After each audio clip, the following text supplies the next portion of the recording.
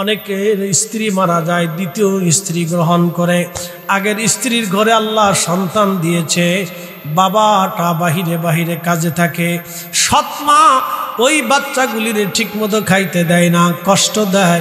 বোন আমার আল্লাহর হস্তে বলে পায়ে হাত দিয়ে বলে দিয়ে গেলাম, বোন আমার এই ওয়াজ যারা শুনবা, আল্লাহর কসম করে বলি, ওই এতিম সন্তানকে তুমি যদি আঘাত করো বোন, আল্লাহর কসম কিয়ামতের ময়দান তোমার জন্য হবে সন্ন্যসারা, সন্ন্যসারা। তুমি এত কঠিন পরিস্থিতির শিকার হবে মেহশরের মাঠে। আমার রাসূল তোমাকে উম্মত বলে পরিচয় দেবে না, আমার আল্লাহ তোমাকে বান্দা বলে পরিচয় দিবে না। দুনিয়ার কোনো ওলি তোমার সাহায্য করতে আসবে না, পৃথিবীর কেউ তোমাকে পরিচয় দেবে না। বোন আমার, ওই এতিমের মারবা না, এতিমরে কষ্ট দেবা না। তোমার নিজের সন্তানের মতো তারে লালন পালন করবা, তারে বড় করবা, তার খাবারের ঘাটতি দেবা না, কষ্ট দেবা না। বোন আল্লাহর দোহাই দিয়ে বলে যাই, বোন তোমার সর্বনাশ হয়ে যাবে।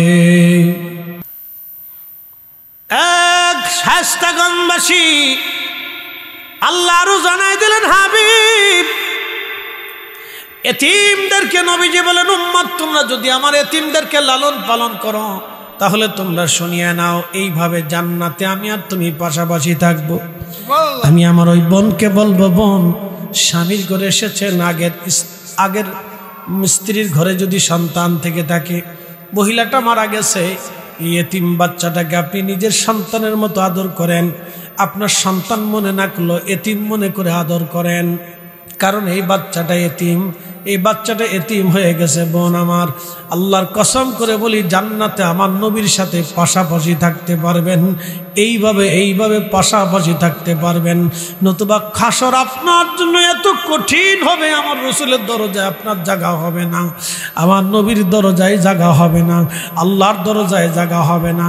কারণ আল্লাহ কোরআনে বলে দিয়ে দিলেন, তোমরা এতিমকে কষ্ট দিও না, এতিমরা আঘাত করিও না, এতিমের হক নষ্ট করিও না, এতিমকে মাইরো না, এতিমকে ধমক দিও না। আল্লাহ আমার বুঝার তৌফিক দান করুন, জোরে বলেন আমিন। আব্দুল্লাহ সুন্দর সুন্দর দামি দামি পোশাক পরতো, মদিনার দামি দামি খাবার শেখাইতো। আল্লাহর নবীর কাছে এসে কালেমা পড়ে মুসলমান হয়ে গেলেন। কালেমা পড়ে যখন মুসলমান হলেন, আব্দুল্লাহ জুলবাজাদাইন যখন বাড়ি চলে গেলেন, তার চাচা ডাক দিল, আব্দুল্লাহ কোথায় গিয়েছিল, তোমাকে দেখি না। বলে, চাচা যান, আমি রাসূলের দরবারে যাই কালেমা পড়ে মুসলমান হয়ে গেছি। আব্দুল্লাহর চাচা ডাক দিয়ে বলল, আব্দুল্লাহ কালেমা পড়েছিস, তাহলে তুই মুসলমান হয়ে গেছিস, আমরা ইহুদি, তুই মুসলমান, অতএব আমাদের বাড়ি আর থাকতে পারবি না, আমাদের বাসন আর খেতে পারবি না, আমাদের চাদর আর ঘুমাইতে পারবি না, আমাদের বিছানায় আর বসতে পারবি না, আমাদের এলাকায় আর থাকতে পারবি না, চলে যাও। এ আব্দুল্লাহ, তোকে ছেড়ে দিলাম, চলে যা, তুই কোনোদিন আর আসবি না আমাদের সামনে, সমস্ত সম্পদ থেকে তোরে বয়কট করলাম, জুদা করে দিলাম, সম্পদের আশায় আসবি না। আব্দুল্লাহ চলে যাবে, চাচা ডাক দেখে, আব্দুল্লাহ রে, সম্পর্ক তো এখানেই শেষ, তাহলে তোর জুব্বাখানা খুলে দাও। আব্দুল্লাহ বললেন, চাচা জুব্বাখানা রেখে দাও। বলে, আব্দুল্লাহ রে, জুব্বা যদি না দিস টেনে খুলে নিয়ে যাব, কারণ ওই জুব্বাটা আমাদের পয়সার কেনা, আমাদের টাকার কেনা, জুব্বা খুলে দে। আব্দুল্লাহ জুব্বা খুলে দিলেন, পরন আছে তহবন লুঙ্গি। এখন আব্দুল্লাহর চাচা ডাক দে, বলেন, আব্দুল্লাহ রে, লুঙ্গিখানা খুলে দে। আব্দুল্লাহ বলেন, চাচা যান, আমার সতর ডেকেছে, আমার ইজ্জত ঢাকা আছে, দয়া করে এই লুঙ্গিখানা আমার ভিক্ষা দিয়ে দেন। তখন চাচা ডাক দেখে, আব্দুল্লাহ রে, যদি লুঙ্গিখানা না দিস, জোর করে টেনে খুলে নিয়ে যাব। কালেমা পড়েছিস, মুহাম্মাদের কাছে চলে যা, আমাদের কাছে কিছুই পাবি না।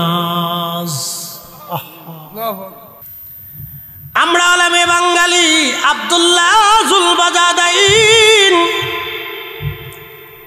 নবীর সাহাবী আব্দুল্লাহ জুলবাজাদাইন, আহার সেই দিন পরনের লুঙ্গিখানা চাচার হাতে দিয়ে একটা দৌড় মেরে মায়ের ঘরে দরজার সামনে ডাকে, মা, ও মা, দরজা খোলো, মা। মা দরজা খুলে দেখে যুবক ছেলে উলঙ্গ, গায়ের মধ্যে চাদর ছিল, চাদরখানা নিক্ষেপ করে দিয়ে বলল, বেটা চাদরখানা দিয়ে আগে সতরটা করে, ছেলে আমার মদিনার সবচাইতে ধনী ব্যক্তির সন্তান, উলঙ্গ কেন বেটা? কার সাহস তোকে উলঙ্গ করেছে? এই মদিনাতে কার স্পর্ধা তোকে উলঙ্গ করেছে বেটা বল?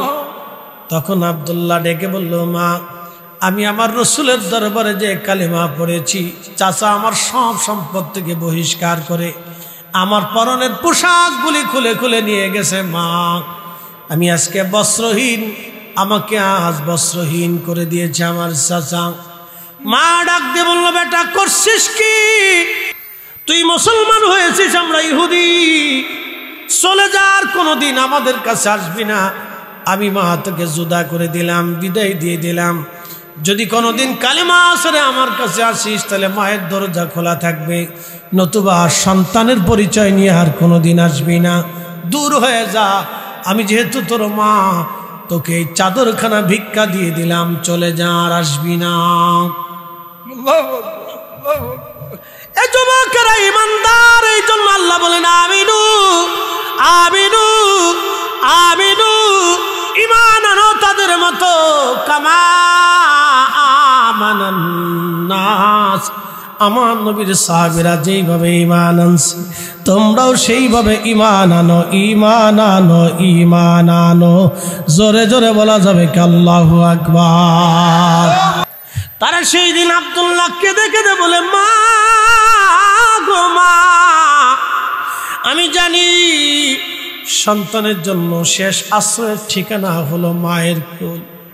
ও মা, চাচা তাড়িয়ে দিল, সব সম্পদ থেকে বংশ তাড়িয়ে দিল।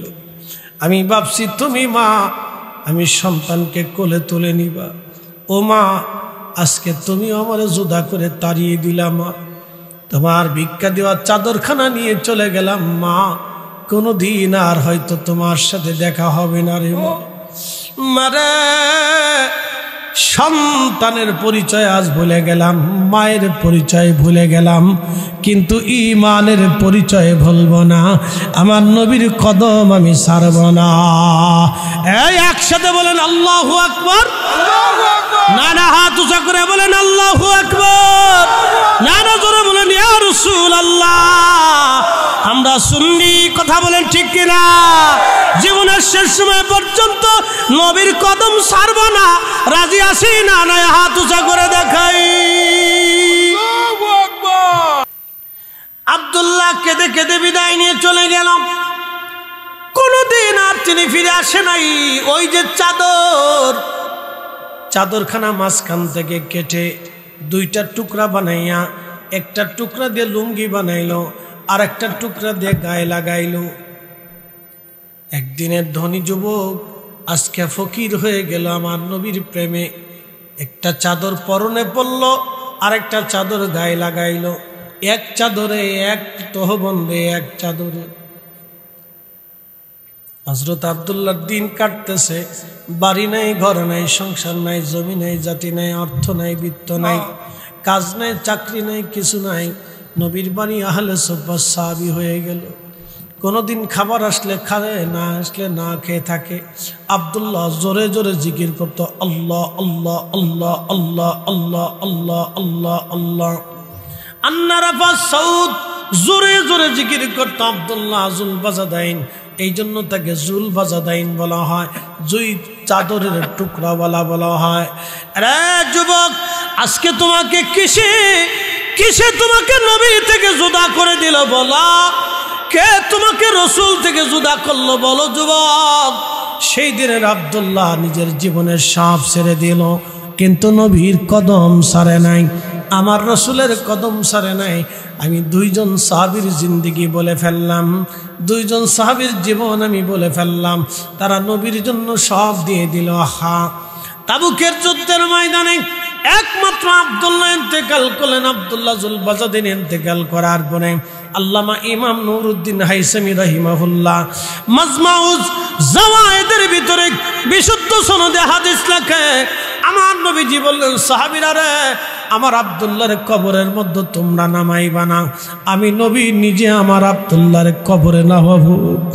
কারণ আমার আব্দুল্লাহ আমার জন্য বাড়িঘর ছাড়িয়া, মা বাবা ছাড়িয়া, সহায় সম্পদ ছাড়িয়া, দিনহীন ভিখারি হইয়া, দুইটা চাদরের টুকরা পড়িয়া আমার আব্দুল্লাহরে আজ কবরে আমি নামাবো, তোমরা নামাইবা না।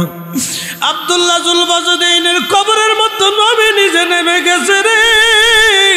চিৎকার মেরে বলেন না ইয়া রাসূলুল্লাহ, আমার নবী নিজে কবরের মধ্যে নেমে গেছে। আল্লাহ আব্দুল্লাহ লাশ নবী নিজে হাতে কবরের মধ্যে রাখতেছিল। ওই সময় কবরের পাশে দাঁড়িয়ে আব্দুল্লাহ ইবনে মাসউদ আল্লাহর দরবারে হাত বাড়ায় বলে, রাব্বি, এই আব্দুল্লাহর জায়গা যদি আমি আব্দুল্লাহ হইতাম, আমার জীবন কত বুলন্দ হতো। আমার রাসূল আমাকে নিজে হাতে কবরে রাখতো। কষ্ট হচ্ছে আপনাদের? কিছু সময় কি আর বসা যাবে না? ওই তো নি আচ্ছা, কোক কামার হাওয়া। কেবল 2-3 সাহাবীর কথা বললাম, এই জন্য আল্লাহ বলেন আমিনু কামা আমানান নাস। আমি আর একজন সাহাবীর জীবনী বলবো নি? বলবো একসাথে বলেন আল্লাহু আকবার। ওই সাহাবীর জীবনী বলে আমি আপনাদেরকে শেষের দিকে নিয়ে যাব, কষ্ট বাড়াবো না। আমাদের দেশে কিছু মানুষ আছে বামন বেঠে, আছে না নাই? বামন বেঠে মানুষ আছে না? বেঠে বামন, নিগ্রো কালো, বংশের কোনো পরিচয় নাই, কোথায় বাড়ি, কোথায় ঘর, কোথায় ঠিকানা কেউ জানে না, বাবা মা কোন জায়গা তাও জানে না। সাহাবীর নাম হযরত জুলাইবি। হযরতে জুলাইবি, তার প্রশংসায় আমার আল্লাহ কোরআনের আয়াত নাজিল করেছে। আসতে হলো কেন? জোরে বলেন। সাহাবীর নাম জুলাইবি। ছোট্টকালে হারিয়ে গেল তিনি। বামনার বেঠে দেখে মদিনার কোনো মানুষ তার খোঁজ নেয় নাই, মা বাবা কোনোদিনও তার আর খুঁজে নেয় নাই, খুঁজেও পায়ও নাই। বামন বেঠে ছেলে। আহা, জুলাইবি ঘুরতে ঘুরতে নবীর দরবারে এসে বলল, দুনিয়ার সবাই আপনাকে জুদা করে দিলেও আমার নবী উম্মত জুদা করে না। কি কথা কর না কেন বাবা? জোরে বলেন। কবরে আপনাকে রেখে সব মানুষ চলে আসবে, ছেলেটাও কবরের পাশে যাবে না, মেয়েরাও যাবে না, স্ত্রীও মনে রাখবে না। হয়তো কালের বিবর্তনে আপনার ভাই হয়তো ভুলে যাবে আপনাকে, আপনার প্রতিবেশীরা হয়তো আপনার উপরে মনক্ষুণ্ণ হয়ে দোয়া করবে না।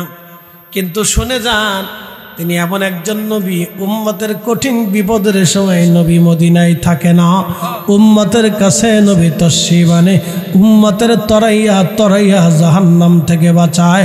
একবার জোরে বলা যাবে কি আল্লাহু আকবার।